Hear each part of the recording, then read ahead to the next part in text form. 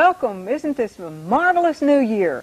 The 1990s. Can you imagine? We're in a new year, a new decade, and we have a new guest with us today, Liz Deaton.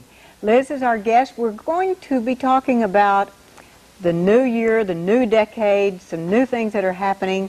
And I was just so excited this morning when I was reading the Bible in Ecclesiastes 3, when it talks about that there's a time for everything.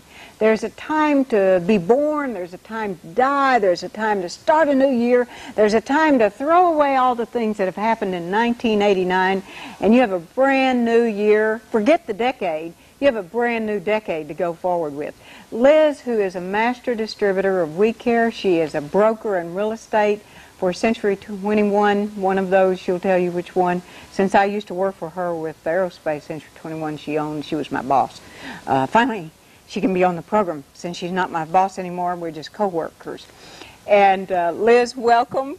Thank you, Bonnie. This is exciting. 1990, can you imagine? Who would have thought we would have ever seen it? I know, it's just 10 years, and it'll be the 21st century. That's so exciting.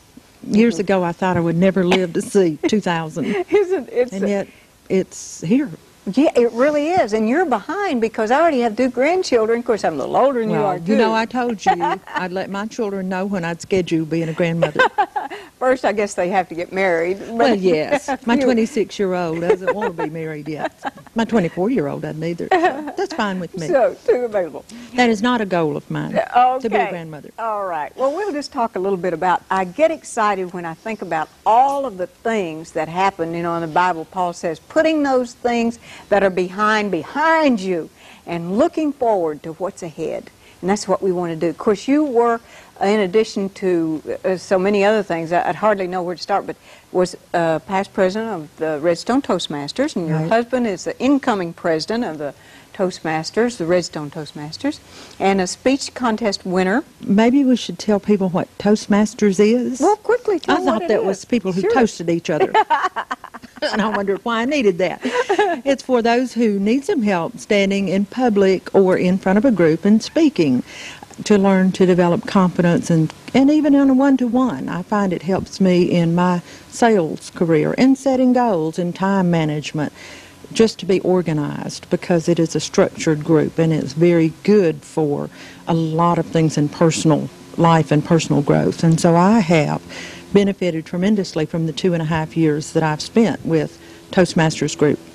Well, we're not going to ask you to today because I didn't give you prior notice, and I don't want to get my nose blooded the first day of the year, but I know you're a singer.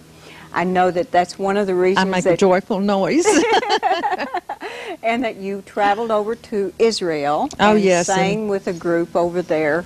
Your Whitesburg Baptist group got to go over. Oh, it was tremendous. And you were one of the first people that ever sang in a Jewish temple. In the Catholic Church. We sang in St. Joseph's Cathedral in Nazareth, and it was absolutely stupendous. And you got But the whole trip, the whole 13 days was, it's mind-boggling to think of the history there. And being there, we went 2 days after Christmas, and it was like living the Bible, because there were so many places to go, and every place you went was somewhere Jesus had walked, or someplace he had been, or other places that Moses was, or Elijah was, and Jacob's well, and Mary's well, and just so much to go and to see. And we went on a boat ride on the Sea of Galilee, and went to Capernaum, and went through the Golan Heights, and it was just amazing.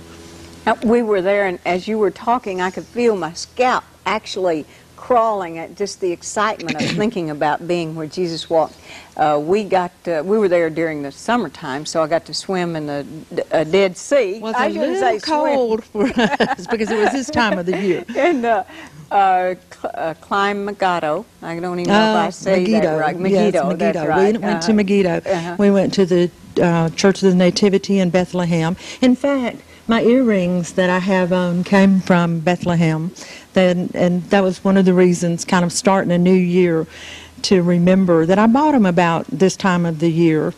And it's so exciting to, we had communion there at the tomb, Jesus' tomb. And that was just marvelous. Well, we went, but we got to see one of the men who does Jim McNeil. I don't know whether you've ever seen him or not, but he did like an impersonation, a characterization of Simon Peter as he told Christ, as he denied Christ in the garden of the tomb.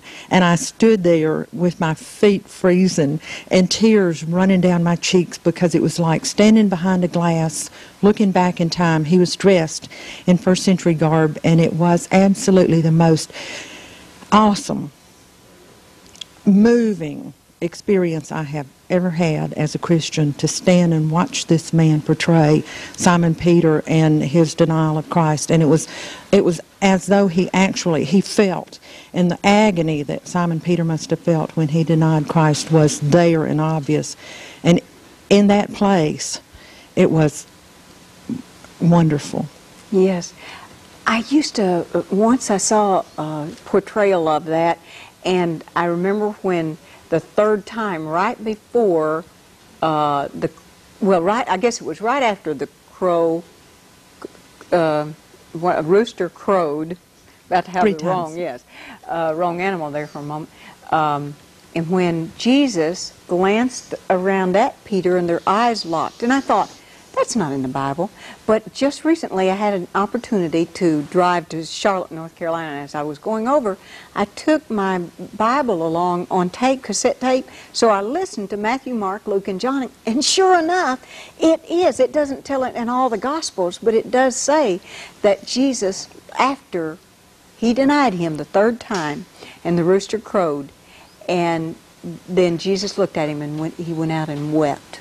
And I, you know, in a way, that's an exhortation to me and an encouragement to think that sometimes I think I am so evil, so many thoughts that go through my mind, or maybe little white lies that slip out where I'll say, oh, I'm too busy, I'm doing this or that, and really I don't want to, or want to do something else. And it's so easy to be just flippant about, for me, about sometimes my character, about being down the line honest, and I think I am so evil there is no way I can ever go to heaven, I can ever be with but Jesus. We can. But that is the beauty and of with it. this time of the year, we must remember, I was telling a Sunday school class last Sunday morning when I sang "O Holy Night" in a solo, I made a joyful noise about it anyway, that one of the things we really remember this time of the year and going into the new year is that all the commercialism of Christmas, and we get wrapped up into that and the rush, and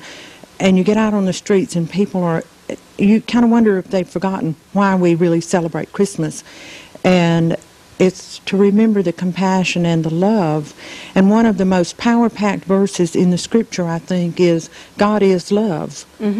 Absolutely. And if we remember that Christ was the greatest present that was ever given to us on earth, that all other presents that we could give dim into nothing compared to that, and to go forth into the new year to keep that, and not just so it's Christmas and it's over. Yeah, okay, another year. Well, and so many people go into depression after Christmas Day because, well, number one, now they're faced with January bills. If it's an adult, so many times they've put plastic paid for. Well, it's like my coat. It's a material thing. And if Christmas is only materialism, and this was the Christmas present a couple of years ago. And I made you wear it on the show because I loved it so much. Oh, I enjoy it too. And it's wonderful to have. But if all we have for Christmas is the material things, once we don't get what we wanted, or once we see that somebody else got something else that we didn't get, or we gave somebody a $70 present or a $100 present and they only gave us a box of candy. And so the depression comes from what we wanted that we didn't get, or what we gave that we didn't get reciprocated. And if we've lost sight of what Christmas was all about, and it's only the materialism, then yes, the depression comes, and we all kind of get in a blue That's funk. the beautiful part about where it says putting those things which are behind and looking forward to the new year. And I'm excited about that. And I think that we just give some real concrete steps about goal setting, and then tied into how this can come about in our own personal life and the life we live with Christ. But I think that if you, he says that his gift to us is, one of his gifts, is that we enjoy our labor. That we enjoy our labor. I was just reading this morning about how that's a gift from God to us, is for us to enjoy our labor and our time here. And so if you don't mind. Okay. Now that you've seen it. Okay. But we enjoy our labor, so that means that, yes, man makes his plan, and God and the Holy Spirit, God directs our ways, but we are to make our plans. I think that he had a very organized world, he does have, and we are to have an organized world where we set our long range, short range, tangible, intangible, and God had all of the people writing it down, write it down, write it down. Everything he said to Paul, to Malachi, to so many of the, to David the psalmist, he said, write it down. If we don't write them down, we don't commit them. That's right. It's very easy to say, oh, I was going to do that, if all we've done is think about it. But if we write it down and tell somebody else about it, and then a time limit as to when to, if we want to have so much in a savings account, and by the end of 1990, then we must divide that, if it's the year 1990, not the decade of the 90s, I'm talking about just this year, then if you want to have $1,200, then divide it into 12 months and save $100 a month. I mean, that divides it into measurable, realistic, attainable, and that's part of it. Well, that's all of it. It must be attainable. And measurable. And measurable. And realistic. And personal. If they are not and you realistic. might say, well, you got that much salary, surely you can save that much. But if you're telling me how to, or I try to tell you how much to save, that didn't even work. My husband says the national debt wouldn't keep me in money. My dad was a farmer, and he said that if he, back in those days, 20, 30, well, I've been married 31 years, so it was before then. He said, somebody said, what would you do, Bill? Somebody gave you $1 million. He said, I'd pay it on my debts just as far as it go. Or then sometimes he would say, I'd farm with it till I had spent it all. Well, one of the things for us to remember in going into 1990, into the end of this century to the year 2000, is to get away from materialism and these kind of outward signs of that. And it's like I told my Sunday school department supervisor not long ago, I like money. Money for itself is not important to me, but what I can do with that money is important to me. The things like helping Emily last year go to Russia. Mm-hmm. The other thing that I have been able to do in a small way, I would like to be able to do in a much greater way, to make another trip to Israel. I would too. I love it. Let's go together. Let's get a group. All of you that want to go, come. Just let us know. 4618148, and Liz and I will be your tour guides, because we've been there. And if you've been there once, you think. No, we need to go with Brother Dick Tomasian from Whitesburg Baptist, because he is an authority on it and a God-fearing man, if there ever was one, and such an inspiration for me. Yes. And my singing in the choir there has been, and when we went as a group to Israel, was so great because of his beliefs and his feelings. But he just spent a year there, lived there on a sabbatical, so he knows, and it was a good experience to go. But it's important. I went with a FAM trip, which was a group of ministers, or mine was a television program I had in Texas, but it was people who minister in some way or the other. So it was, and so we had a lot of ministry going on, and word and so forth. So it's different kinds of groups that you can go with, but yours sounds like it was wonderful. Oh, it was, and it was a golden opportunity to go. And we walked up the Via Dolorosa and just did all those things. But in thinking in terms of getting into 1990 with goal setting and time management, and I told my mother this week, it seems like half my time is spent in a time crush, trying to do 3 things at one time. So one of my goals is to be better organized. I'm the world's worst procrastinator, I think. At least I haven't met anybody who can study those personality profiles. You fit right into it. You're an high I, we call it, which is an influencer or an exhorter or a outgoing person who is gets you do a lot of things, but you work under pressure better, and so you'll procrastinate so you can work at the very best of your ability by having to do it all at the last minute. I put it all off until it's too late. But then you do it really well. Your mind is totally zeroed in once you start then, when you know you've got that deadline. Well, this is like the We Care, the company that when you went to Charlotte, to the home office there. One of the things that one of my goals for 1990 is to build a stronger organization with that company, and because it is a vehicle to have that money that I want to do for other people. But one of the things about that company that I realized is so tremendous is the letter that came out from them last week, where they will help replace product to the distributors who have either been damaged through Hurricane Hugo, the earthquake in San Francisco, or our own tornado here, and have had their homes or offices or supplies destroyed. And they will replace that at no cost to those distributors. And I thought, what a powerful company, and how God-oriented they are, and how Christian they are, that they would do this. There are a lot of companies that have been good to offer, but I think that is just tremendous to do that and to work for a company where you feel good about what they're doing. Yeah. That's really tremendous. They're certainly goal-oriented, wanting to be the number one a skincare company in the world, and they probably will be. I don't have any doubt that they will be. Most of the people, in fact, there was even a study, which I'm sure you're very familiar with. Harvard did the study where 3% of 100 people, and for 25 years they kept up with them. At the end of the 25 years, 3% of that graduating group were independently wealthy, and then the rest of them went on down from being comfortable to being on welfare and needing help.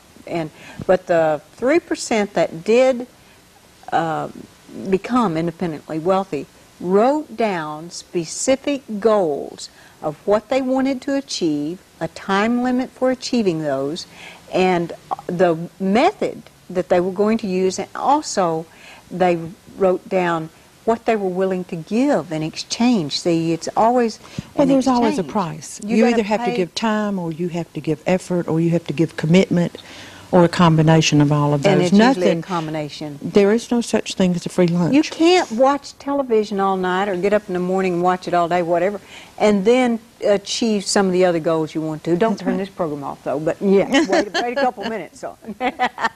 Nobody ever wants their program to be not watched. True. It's always those other people. Well, you can watch Victory Network all day and all night. But one of the things about setting goals is there should be some immediate goals. That's right. And a reward. And then long-range goals. And an intermediate, like a 1 month and a 6 month and a 1 year. Yes. And a 5 year, and at the end of the... lifetime. Yeah. And don't worry about goals. They're usually written on yellow pad. You can wrinkle them up and throw them away. Well, if you remember the Gettysburg Address, which was the greatest speech this country's ever heard, was written on a, legend has it, a paper sack. It was not computerized. It was few minutes long, and the keynote speaker that day was an hour or 2 hours long, and here Lincoln's was so short compared to the keynote. But who remembers the keynote? Nobody even knows his name, much less his message. But it's important that it was written down, and so if we write goals and we make them realistic, if we only need to make an additional $500 a month, then make it $500 a month. Don't make it $10,000 or $50,000 or something that we cannot accomplish. If in my Toastmasters what I wanted to do was be able to stand up and speak without my knees knocking and my teeth chattering. Well, Art Linkletter said he hadn't gotten there yet, and he's been doing this 50 years, but at least he can stand up, right? Well, and so I have achieved that somewhat in order to be able to do that. But it was a goal that I could work on 1 month at a time for the ones of us who want to just be a better speaker, a better singer, to make a trip.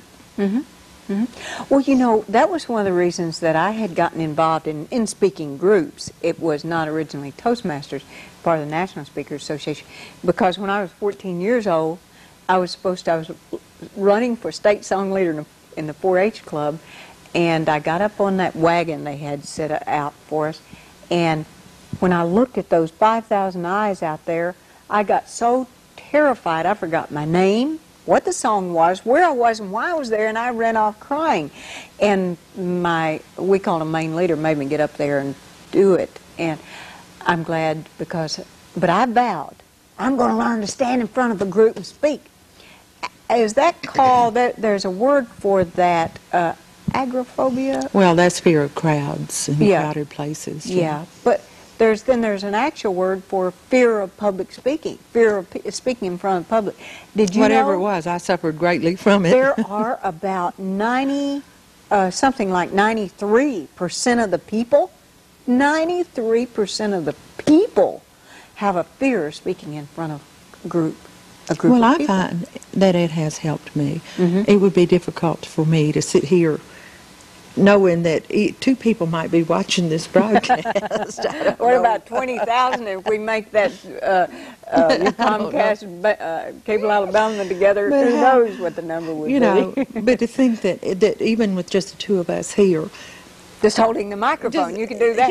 Yeah. Well, the first time I ever sang a solo in Sunday school, I forgot the words, and that was what prompted me to go into Toastmasters.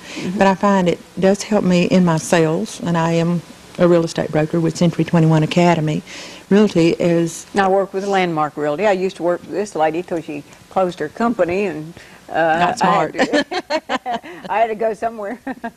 But just in one-to-one, being able to think on your feet in a rapid response kind of thing, or make a decision, or if something calls for goal setting, and to be able to carry through with that.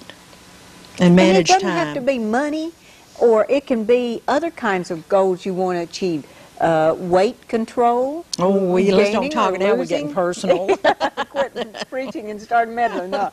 But it could be weight that you want if you want to lose 12 pounds this year. And most everybody I know of would like to lose 5 to 12 pounds, you know. It's a bad time of the year. Well, but you lose 1 pound a month, and at the end of 1990, you've lost 12 pounds. And so, but to lose 12 pounds sounds like a lot, maybe, or 25 pounds, or 25 pounds will only be 2 pounds a month, so, or whatever, a few ounces.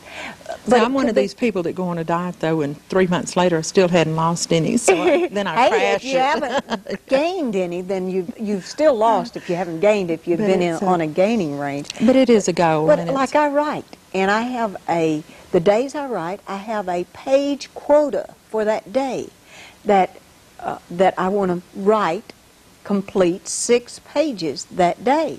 Now, what I'd like to do is up my number of days of writing, but that's not between me and anybody else but myself.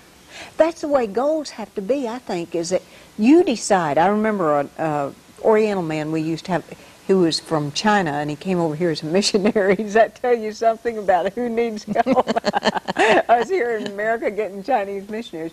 But he had so many little things. He taught us, do one thing each day that you don't want to do, that you don't have to do, that nobody knows whether you did it or not. But you know it, and it builds character within you. And you go on and do it. It's something, you could do something for someone. I wouldn't let the cat out of the bag and tell people, but I know that you bought 2 trips to, I won't tell who or where, but to Israel and anything, but I know that would embarrass you if I told that. But you didn't tell anybody, and nobody really knows about that. But down inside of you, it makes you feel warm and good inside because you did that. And I stopped the other day on the way out here. I maybe shouldn't even tell it, might not get that glow inside of me anymore. And helped a woman with her car, if you can imagine me all dressed up. I happened to have on a white suit that day. But I felt so good inside about doing that. Now I probably ruined it all by telling it. Oh, I'm sorry. But I think that that's what goals are all about. It's things that make you feel good about yourself. It's money, of course, money, a vehicle to achieve what you want to.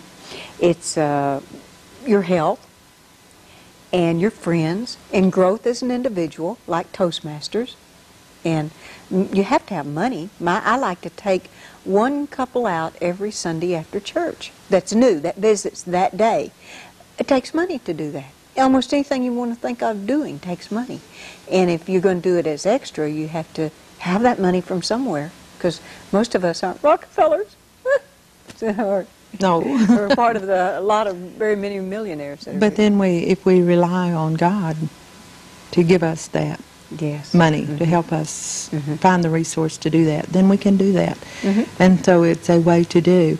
One of the things that after coming out of 1989, in the fall of 89, as I was closing my own real estate company and feeling really down, it occurred to me that it doesn't matter whether I'm down, whether things are going poorly, whether nothing's going right, whether I feel totally unlovable, like you were saying, so bad or so wicked or such a bad person that nothing counts, that no matter with all of that, and if I feel like nobody loves me, even God still loves me. And we've been, 89's been a terrible year for us. As most people know about our daughter, who had to spend Christmas Day in prison because of drugs, and so we've been through a lot. I think a lot of people have been through a lot. They have been. And, there's a lot this year. But all shall be well, and God is still on His throne, and we can leave 1990 in God's hands. If you'd like to know more about goal setting, then have Liz and I to come, and we'd be happy to do a program for you on goal setting and time organization for the 90s. I'm Bonnie Libhart along with Liz Deaton. Bless your heart for watching. And give Him praise, and give Him praise. Come into His presence with thanksgiving in your heart. Your voices raised, your voices raised. Give glory and honor and power unto Him, Jesus, the name above all names. Come into His presence with thanksgiving in your heart and give Him praise. Praise. Come into His presence with thanksgiving in your heart.